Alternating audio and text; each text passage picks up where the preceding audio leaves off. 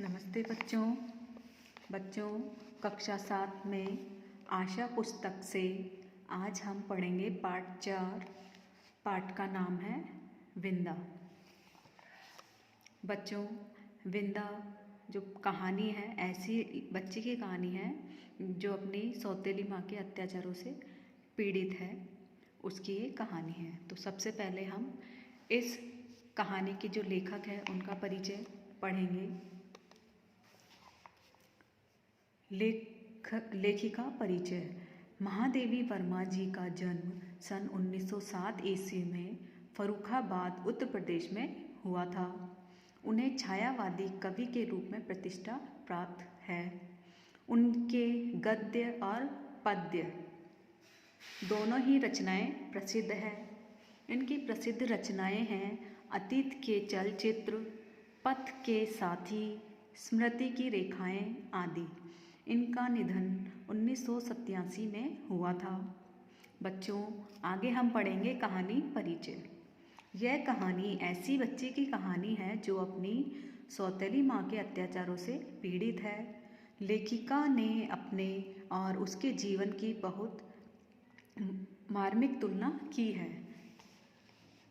मतलब जो लेखिका है महादेवी वर्मा और जिस बालिका की कहानी है, तो लेखिका को ऐसे लगता है कि उस बालिका का जीवन है वह भी लेखिका के जैसा ही है।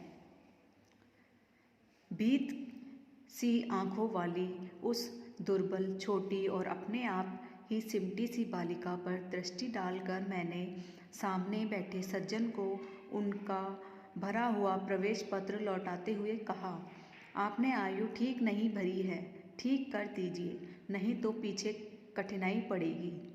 नहीं, यह तो गत आषाढ़ में 14 की हो चुकी। सुनकर मैंने बहुत विस्मित भाव से अपनी उस भावी विद्यार्थिनी को अच्छी तरह देखा, जो 9 वर्षीय बालिका की सरल चंचलता से शून्य थी और 14 वर्षीय किशोरी के सल्लज उत्साह से अपरिचित थी।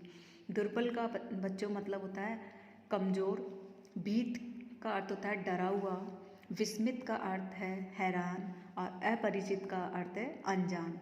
जब महादेवी वर्मा के पास विंदा के पिताजी उसको लेकर आए प्रवेश करवाने के लिए, तो महादेवी वर्मा ने उन्हें कहा कि आपने जो प्रवेश पत्र है उसमें आयु ठीक नहीं लिखी है।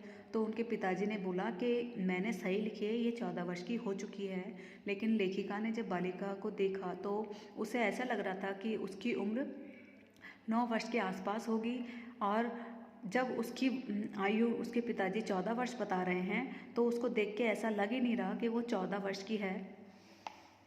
उसकी माता के संबंध में मेरी जिज्ञासा स्पष्ट न रहकर स्पष्ट प्रश्न ही बन गई होगी, क्योंकि दूसरी ओर से कुछ कुंठित उत्तर मिला।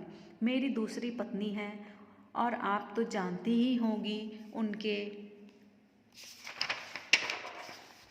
वाक्य को अधसुना ही छोड़कर मेरा मन स्मृतियों की चित्रशाला में 2 युगों से अधिक समय की भूल के नीचे दबे विंदा या विंदेश्वरी के धुंधले चित्र पर उंगली रखकर कहने लगा, ज्ञात है, अवश्य ज्ञात है। मतलब जो लेखिका है वह अपने ऊपर जो बीता हुआ था उस समय में खो गई। विंदा मेरी उस समय की बाल्य सखी थी जब मैंने जीवन और मृत्यु का अंतिम अंतर जान पाया था। अपने नाना और दादी के स्वर्ग गमन की चर्चा सुनकर मैं बहुत गंभीर मुख और आश्वस्त भाव से घर पर जो सूचना दे चुकी थी कि जब मेरा सिर कपड़े रखने की अलमारी को छूने लगेगा तब मैं निश्चय ही एक बार उनको देखने जाऊंगी। न मेरे इस पुण्य संकल्प का विरोध करने की किसी को इच्छा हुई और न मैंने एक बार मरकर कभी न लौट सकने का नियम जाना।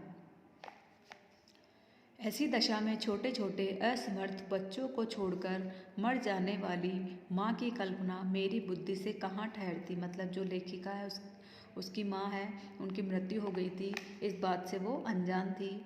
मेरा संसार का अनुभव भी बहुत संक्षिप्त सा था। अज्ञानावस्था से मेरा साथ देने वाली सफ़ेद कुत्ती सीढ़ियों के नीचे वाली अंधेरी कोठरी में आंख मूंदे पड़े रहने वाले बच्चों की इतनी सतर्क पहरेदार हो उठती थी कि उसका गुर्राना मेरी सारी ममता भरी मैत्री पर पानी फेर देता था। भूरी पूसी भी अपने चूहे जैसे निसहाय बच्चों को तीखे पहने दांतों में ऐसी कोमलता से दबाकर कभी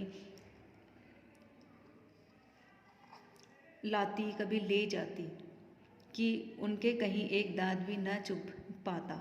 ऊपर की छत के कोनों पर कबूतरों का और बड़ी तस्वीर के पीछे गौरैया का जो घोंसला था, उसमें खुली हुई छोटी छोटी चोंचों और उनमें सावधानी से भरे जाते दोनों को कीड़े मकोड़ों को भी मैं अनेक बार देख चुकी थी।